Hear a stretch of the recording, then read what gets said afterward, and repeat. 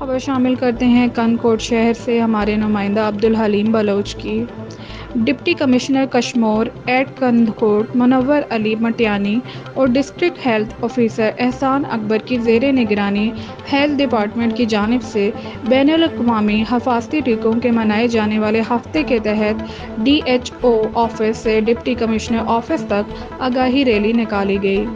Rally سے خطاب کرتے ہوئے ڈپٹی کمشنر منورعلی مٹیانی اور DHO ڈاکٹر احسان اکبر کا کہنا تھا کہ بین الاقوامی حفاظتی ٹیکوں کا ویک اپریل کے آخری دنوں میں منایا جاتا ہے۔ اس کو منانے کا مقصد عوام الناس کے اندر حفاظتی ٹیکوں کی اہمیت اجاگر کرنا ہے۔ اپنے 2 سال سے کم عمر کے بچوں کو حفاظتی ٹیکے جن میں پولیو، خسرہ، TB اور دیگر مہلک بیماریوں کے حفاظتی ٹیکے لگوا کے ان کی زندگیاں محفوظ کر سکتے ہیں۔ اس موقع پر ڈاکٹر نوردین، ڈاکٹر محمد موسیٰ، ڈاکٹر سشیل کمار، بشیر احمد اور دیگر عملہ ساتھ موجود تھا۔ دیکھیے خصوصی رپورٹ ہمارے نمائندے عبدالحلیم بلوچ کی۔